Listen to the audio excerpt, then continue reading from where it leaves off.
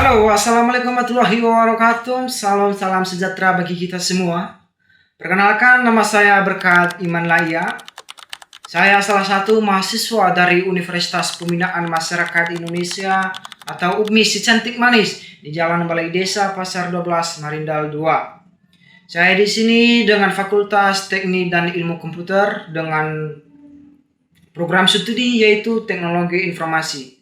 Maka di video ini saya akan membahas tentang hasil video wawancara kami yang kami telah lakukan kemarin. Dan di tugas kami ini yaitu di mata kuliah pengantar teknologi informasi, yaitu dengan tema mencari atau menggali informasi di usaha atau di toko-toko yang ada di sekitaran kita. Maka kami sudah melakukan penelusuran atau penggali informasi kemarin, yaitu di Medan Plaza Fair. Kami sudah melakukannya dan kami sudah mencari tahu yang namanya informasi tersebut. Dan semoga di video ini, semoga apa yang kami bahas, semoga kita bisa menjalankan dan bisa memahaminya bersama. Maka tonton video ini, jangan kemana-mana. Kenalkan, nama saya Hayal Sana, NPM 250130024 dari Prodi Teknologi Informasi. Halo, perkenalkan nama saya Hasrat Laya, NPM 2501300027. Saya dari kelompok 8.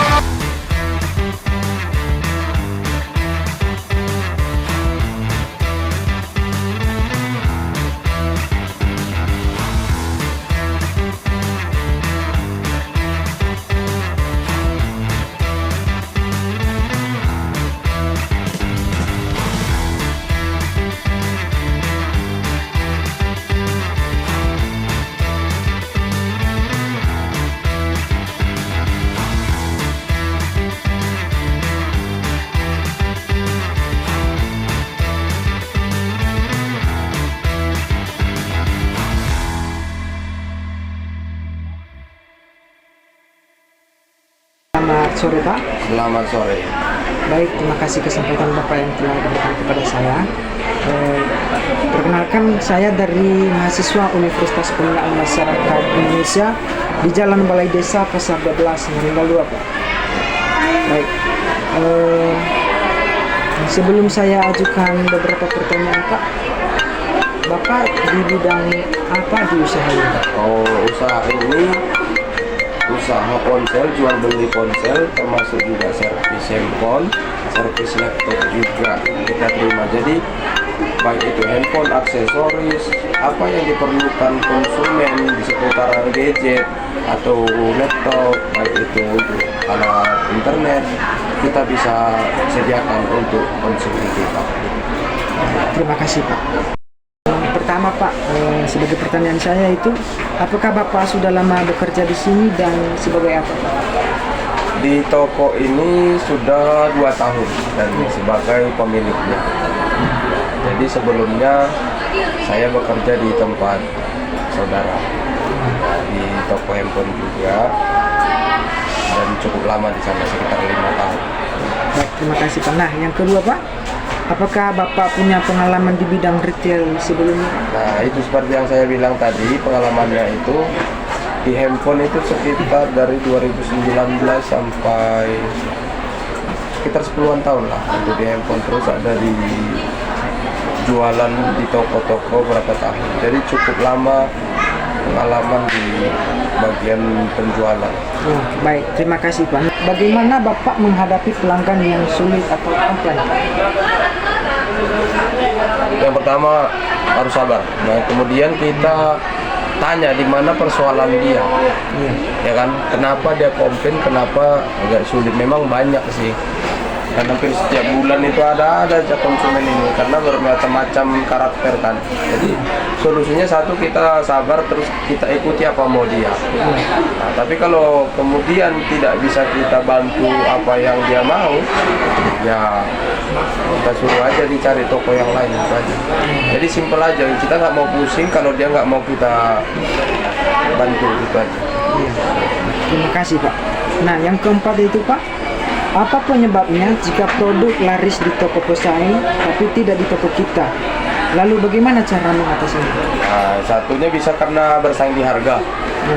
Ya mungkin di toko lain lebih murah, di toko kita agak mahal. Ada beberapa memang kejadian seperti itu. Nah, solusinya dari kami, kita pertahankan di kualitas saja. Nah, satu, kita percaya rezeki sudah ada yang ngatur.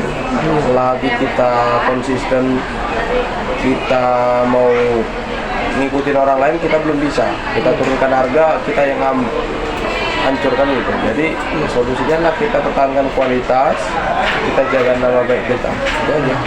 Baik, terima kasih. Nah, yang kelima Pak, bagaimana cara mempertahankan pelanggan? Nah, pertahankan pelanggan itu salah satunya pelayanan kita. Kita ramah, suka apa namanya itu, mengikuti apa mereka. Kalau mereka minta kurang ya kita kasih kurang sedikit. Kalau ya bisa saya katakan pelanggan saya itu bisa bertahun-tahun ikut sama saya. Kenapa? Satu tadi itu ramah, kita nggak sungkan-sungkan, kita nggak jutek dengan mereka itu yang membuat mereka kembali lagi. Terus pelayanan kita juga bagus. Kalau dia servis handphone kita berikan yang terbaik, kita nggak noko-noko pelanggan. Kalau kita bilang original, kita kasih original. Kalau kita bilang yang murah, kita kasih yang murah. Kalau kita bilang mahal tapi bagus, kita kasih itu. Baik, terima kasih Pak. Jadi mereka lebih percaya dengan itu. Oke, baik, terima kasih Pak. Nah, jadi yang terakhir Pak, apakah Bapak pernah mengalami kerugian yang cukup besar Pak? Kerugian cukup besar beberapa kali ya. Satu, produk yang kita pegang seperti komputer, handphone itu bisa datangnya hidup, tiba-tiba di tangan kita mati. Nggak tahu belum kita apa-apain, tapi karena itu handphone atau komputer sudah di tangan kita, kemudian itu bisa mati total. Jadi otomatis kerugian atau kerusakan itu menjadi tanggung jawab kita dan kita rugi total. Bisa juga pernah kena tipu oleh pelanggan. Ya, jadi solusinya ya mulai dari situ berhati-hati dan mempersiapkan diri. Setiap usaha pasti ada kadang ruginya, tapi kita udah persiapkan mental kita untuk itu. Begitu cara mengatasinya Pak. Karena nggak selalu untung aja, ada aja yang rugi, tapi kita sudah persiapkan diri untuk hal itu. Baik, terima kasih Pak atas jawabannya yang telah Bapak berikan kepada saya. Saya di sini mau izin pamit Pak. Oke. Baik, terima kasih Pak. Ya. Oke, selamat sore Pak. Oke, baik, saya akan simpulkan dari hasil video tersebut atau hasil penggali informasi kami yang kami lakukan.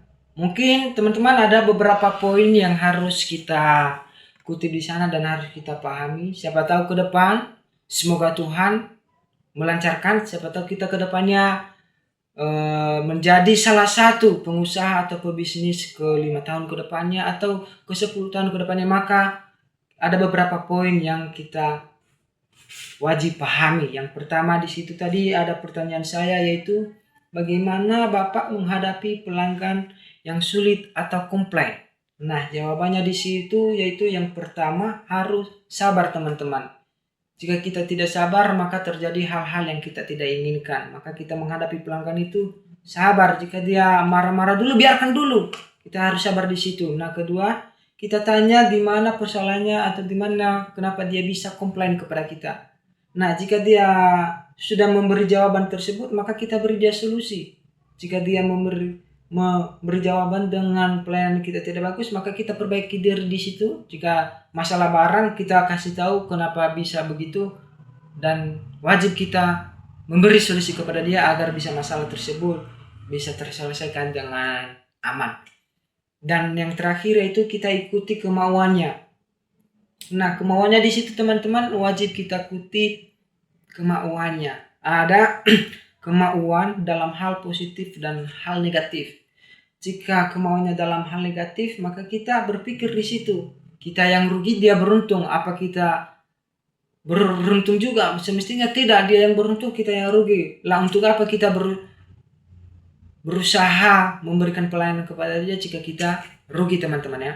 Dan jika dia dalam hal positif, maka kita ikuti. Nah, dalam positif itu nanti jika hasilnya beruntung kepada kita, maka kita untung, dia juga untung, pelanggan kita untung, begitu. Nah, jika hasilnya nanti juga kerugian, ya udah kita sama-sama rugi. Jangan nanti kita yang beruntung, dia rugi juga, enggak juga kayak gitu juga. Maka pelayanan kita di situ tidak sesuai dengan harapan pelanggan atau konsumen yang ingin berkunjung kepada kita. Dan yang kedua yaitu pertanyaan saya, apa penyebabnya jika produk laris di toko pesaing tapi tidak di toko kita? Lalu bagaimana cara mengatasinya? Nah, cara mengatasinya yaitu penyebabnya dulu yaitu salah satunya kualitas harga. Harga di situ teman-teman. Jika mungkin ada di toko lain harganya murah, namun di toko kita agak lebih mahal, maka yang konsumen kejar itu, pelanggan yang kejar itu harga yang murah. Maka cara mengatasinya yaitu menyesuaikan harga dengan kualitas barang. Ya, kita sesuaikan harga. Cara mengatasinya yaitu menyesuaikan harga dengan kualitas barang. Jika barangnya agak mahal, maka kita sesuaikan, berarti kualitas barang ini bagus, dan maka harganya sekian. Jika barangnya agak-agak kualitasnya lebih rendah, maka harganya juga kita kasih sesuai dengan kualitasnya. Jangan kualitasnya murah atau kualitasnya rendah, maka harganya mahal, maka itu tidak sesuai dengan yang pelanggan inginkan, teman-teman. Nah, dan yang ketiga yaitu tadi pertanyaan saya atau pertanyaan kami, bagaimana cara mempertahankan pelanggan? Nah, ini yang lebih penting, teman-teman. Yaitu cara mempertahankan pelanggan. Cara mempertahankan pelanggannya itu harus pelayanan kita baik. Ya, harus pelayanan kita baik. Kita harus ramah. Bagaimana pelanggan betah kepada kita jika muka kita cutek, muka kita agak-agak seram, maka pelanggan agak malas untuk berkunjung kepada kita atau di toko kita atau di usaha kita. Mereka malas. Dan pelayanan kita harus baik. Contohnya begini. Ini kan kita ambil, inilah contohnya, ini buku. Ini buku ini contohnya kualitasnya agak lebih mahal. Dan pelanggan meminta harga yang lebih